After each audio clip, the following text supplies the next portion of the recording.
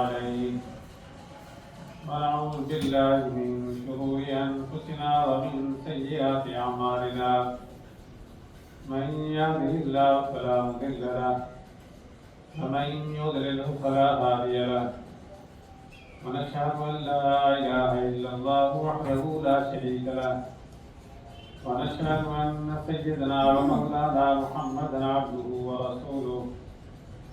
أما بعد فقد قال الله تبارك وتعالى في الكلام المجيد والفرقان الحميد أعوذ بالله من الشيطان الرجيم بسم الله الرحمن الرحيم ويطعمون الطعام على حبه مسكينا ويتيما وأسيرا قال النبي صلى الله تعالى عليه وسلم إنما الأعمال بالنيات وإنما لامرئ ما نوى أو كما قال عليه الصلاة والسلام رب اشرح لي صدري ويسر لي أمري واحلل عقدة من لساني يفقهوا قولي اللهم رب زدني علما سبحانك لا علم لنا إلا ما علمتنا إنك أنت العليم الحكيم صدق الله العظيم وصدق رسوله النبي الكريم ونحن على ذلك لمن الشاهدين والشاكرين والحمد لله رب العالمين اما بعد محترم بزرگوں عزیز دوستوں، اللہ جل شانہ کا فضل و احسان ہے کہ اللہ تعالی نے ہمیں ایمان کی دولت سے نوازا اور اپنے گھر میں آنے کی توفیق عطا فرمائی۔ اللہ جل شانہ کی مہربانی ہے کہ اللہ تعالی نے ہمیں صحت تندرستی عطا فرمائی اور نبی کریم صلی اللہ علیہ وسلم کا لاکھوں درود و سلام ہوں، جن کے فضل سے اللہ تعالی نے ہمیں زندگی گزارنے کا طریقہ اور طریقہ اللہ جل شانہ ہمیں نصیب فرمایا۔ قرآن کریم کی ایک آیت میں نے پڑھی ہے وَيُطْعِمُونَ الطَّعَامَ عَلَىٰ حُبِّهِ مِسْكِينًا وَيَتِيمًا وَأَسِيرًا،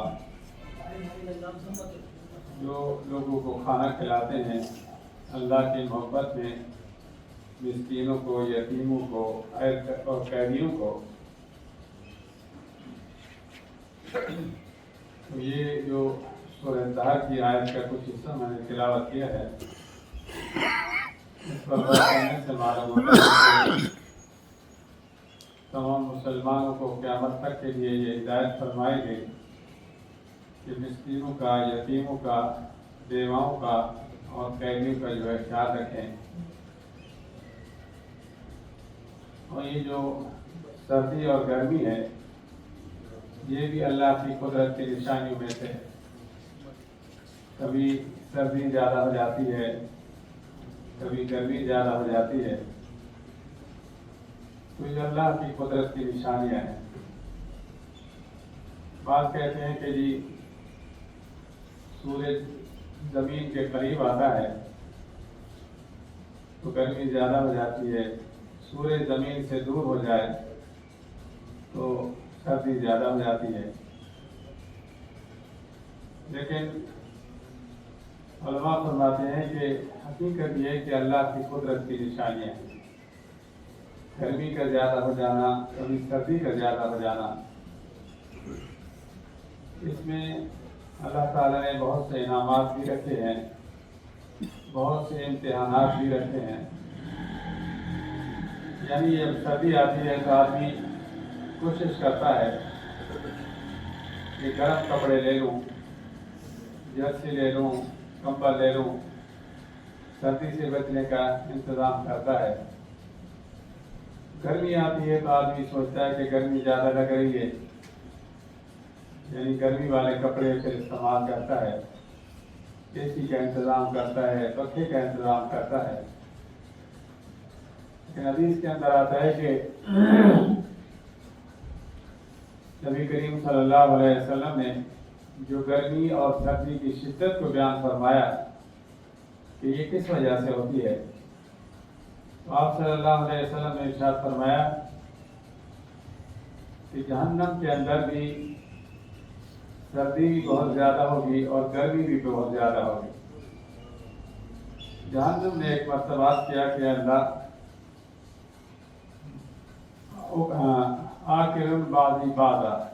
کہ میرے بعض حصے نے بعض کو کھا لیا، یعنی اتنی گرمی زیادہ ہو گئی کہ بعض حصہ جو ہے ختم ہو گیا۔ اسی طرح سردی زیادہ ہو گئی تو اللہ جل شان نے فرمایا کہ ٹھیک ہے، تم جو ہے سال میں 2 سانس لے لیا کرو۔ تو جہنم نے جب 2 سانس لیے تو ایک سانس کی وجہ سے سردی کی شدت میں اضافہ ہو گیا، دوسرے سانس کی وجہ سے گرمی کی شدت کے اندر اضافہ ہو گیا۔ یعنی یہ نہیں فرمایا کہ اس وجہ سے گرمی ہوتی ہے یا اس وجہ سے سردی ہوتی ہے، لیکن یہ فرمایا کہ اس کے اندر جو شدت آتی ہے یہ جہنم سے سانس لینے کی وجہ سے آتی ہے۔ بظاہر تو گرمی زیادہ ہو جائے یہ بھی عذاب ہے، سردی زیادہ ہو جائے یہ بھی ایک طرح کا عذاب ہے، محنت اور مشقت ہے، لیکن اس کے ساتھ ساتھ امتحان بھی ہے، آزمائش بھی ہے کہ جیسے سردی زیادہ ہو گئی تو ہم نے گرم کپڑے نکال لیے، گرم لحاف نکال لیے اور سردی کے حساب سے انتظام کر لیا، گھر کے اندر ہیٹر لگا دیا۔ لیکن غور کرنے کا مقام یہ ہے کہ ہم اپنے ارد گرد کو ماحول کو بھی دیکھیں کہ بہت سارے لوگ ایسے ہیں جن کے پاس گھر نہیں ہے، چھت نہیں ہے، اور اس سردی کی وجہ سے ان کے پاس گرم کپڑے نہیں ہیں، شدید سردی کے اندر ان کے پاس کوئی کمبل، سویٹر، جرابیں اور جوتے اور موزے نہیں ہیں۔ یہ ہمارے لیے امتحان ہے۔ دیکھنا چاہیے کہ ہمیں کوئی خواب کے پر نہیں لگے ہوئے، کوئی خصوصیت ایسی نہیں ہے کہ اللہ تعالیٰ نے ہمیں یہ چیزیں عطا فرمائی ہیں ان کو عطا نہیں فرمائی۔ ان کا امتحان یہ ہے کہ وہ اس حالت کے اندر صبر شکر کرتے ہیں یا نہیں کرتے جن کو یہ چیزیں نہیں ملی، اور جن کو یہ چیزیں ملی ہوئی ہیں ان کا امتحان یہ ہے کہ وہ اللہ کی راہ میں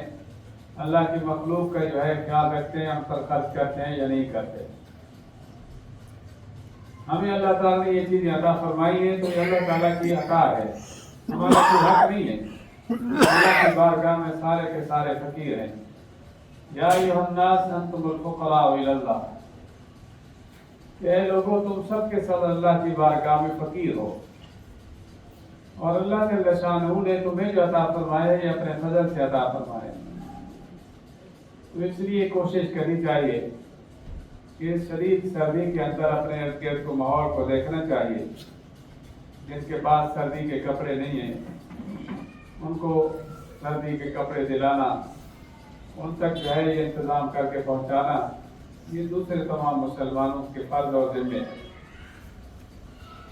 اور فلسطین کے اندر دیکھو کتنے مشکل حالات آ گئے، ان کے گھر چلے گئے،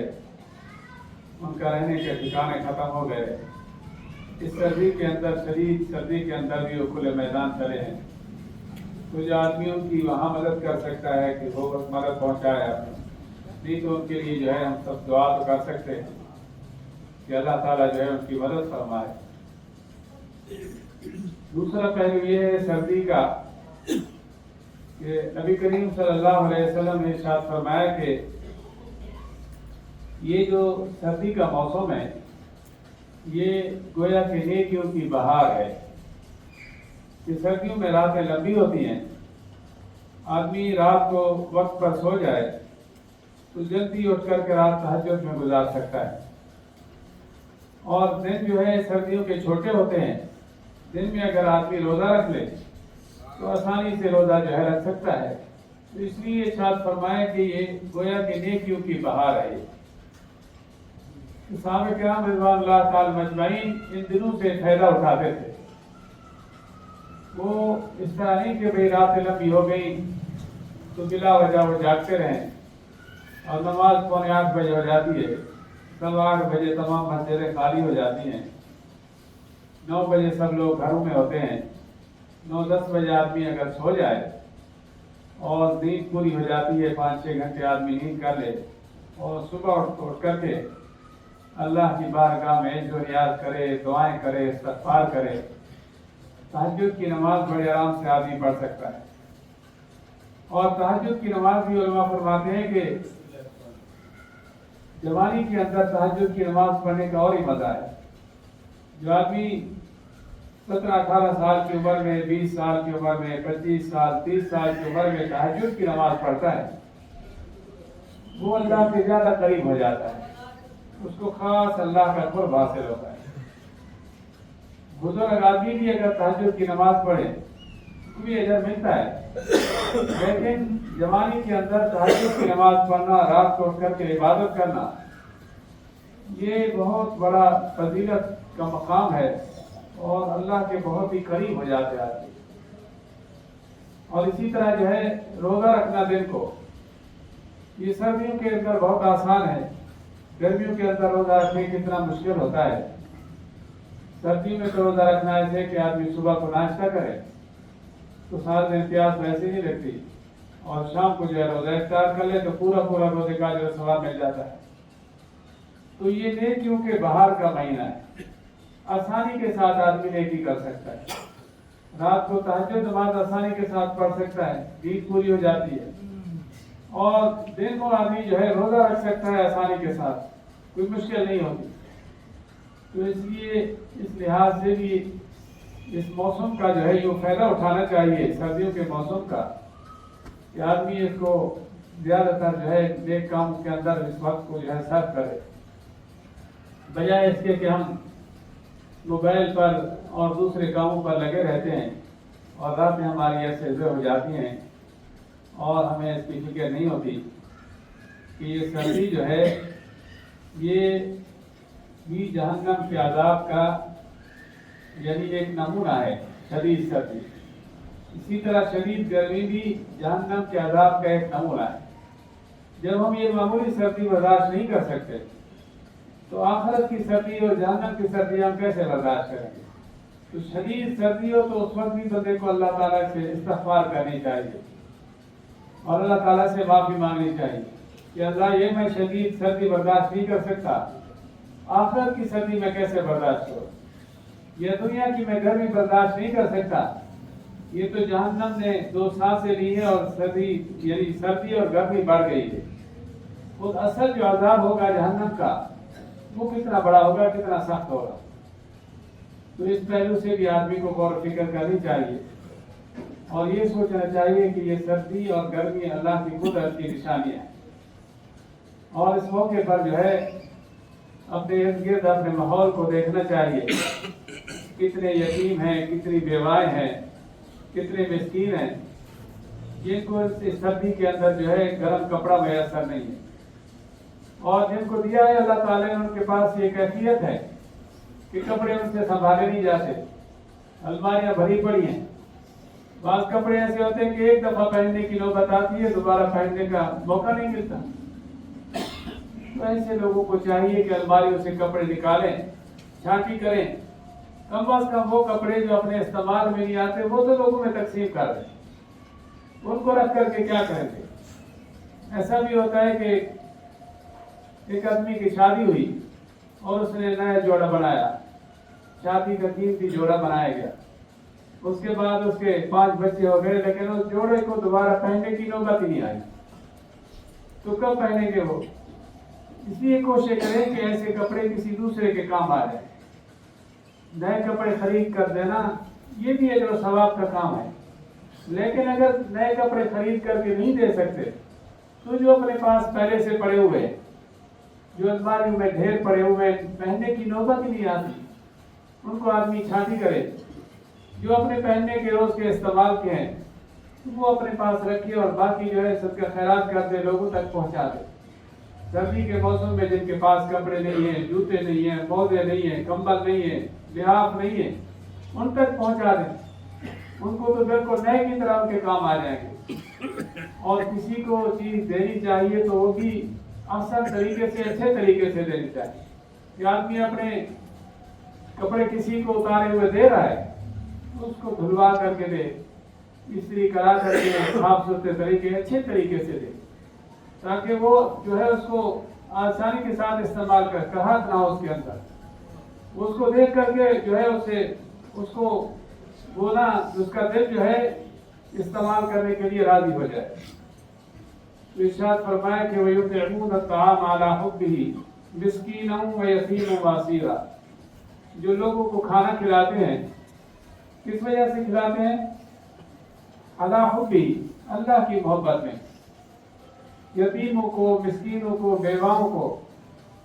جن کے پاس راشن نہیں ہے، کھانے کا انتظام نہیں ہے۔ سردیوں میں بہت سارے لوگ ہوتے ہیں جن کو مزدوری نہیں ملتی، کام بند ہو جاتے ہیں، تو ان کو راشن کا انتظام آدمی کر دے، ان کے کھانے کا بندوبست کر دے۔ جیسے کہ ارشاد فرمایا کہ اللہ جل شانہ کل قیامت کے روز یہ فرمائیں گے کہ اے میرے بندے، میں نے تجھ سے کھانا مانگا تھا، تو نے کھانا نہ دیا۔ تو بندہ عرض کرے گا کہ اللہ آپ کو کھانے سے پاک ہیں، آپ تو ساری کائنات کو کھلانے والے، تو آپ کو کھانے کی کیا ضرورت تھی؟ اللہ فرمائے گا کہ میرے فلاں بندے کو اگر تم کھانا کھلاتے تو مجھے اس کے پاس پاتے، یا اس کا اجر آج مجھ سے لیتے، یا دو روایتیں، یا اس کا اجر جو ہے آج مجھ سے لیتے۔ تو کھانے کا انتظام کسی کو کر دینا، کپڑے کا انتظام کر دینا، جیسے ارشاد فرمایا کہ من سترہ اللہ یوم القیامہ، کہ فرمایا کہ جو کسی کے جو ہے ستر پوشی کرے گا، اللہ تعالیٰ قیامت کے روز اس کی ستر پوشی فرمائے گا۔ اور جو کسی کو کھانا کھلائے گا، کسی ضرورت مند کو، فرمایا کہ اللہ تعالیٰ اس کو جنت کے کھانوں میں سے کھانا کھلائے گا۔ تو بڑے اجر و ثواب کا کام ہے، اور اس لیے جو ہے کوشش کرنی چاہیے دو طرح سے جو ہے اس سردی کے موسم کا جائزہ لینا چاہیے اور فائدہ اٹھانا چاہیے۔ ایک تو یہ کہ جیسا کہ عرض کیا کہ سردی کے موسم میں جو ہے روزے رکھنا بہت آسان ہے کہ آدمی روزے رکھے، اور پھر سردی کے موسم میں جو ہے راتیں لمبی ہوتی ہیں، رات کو تہجد کی نماز پڑھنا یہ بہت آسان ہے۔ یوں تو آدمی جو ہے پورا سال تہجد کی نماز پڑھے، لیکن گرمیوں میں جو ہے راتیں چھوٹی ہوتی ہیں، نیند پوری نہیں ہوتی، مشکل ہوتی ہے۔ سردیوں کی راتیں بہت لمبی ہوتی ہیں، وقت پر آدمی سو جائے، کسی اور کام میں مشغول نہ ہو، عشاء کی نماز فارغ ہونے کے بعد گھر جائے اور تھوڑی دیر کے بعد سو جائے، تو صبح اٹھ کر کے آرام سے جو ہے تہجد کی نماز لمبی لمبی رکعتیں جو ہے آدمی پڑھ سکتا ہے۔ اور دن کو اٹھ کر کے پھر جو ہے روزہ رکھے، تو روزہ رکھنا بھی کوئی مشکل نہیں ہے۔ یہ تو ایسے ہم آج بھی صبح کو ناشتہ کرتے ہیں اور شام تک کچھ نہیں کھاتے تو کوئی فرق نہیں پڑتا، سارا دن بھوک نہیں لگتی، پیاس بھی نہیں لگتی، تو یہ روزہ رکھنا بھی آسان ہے۔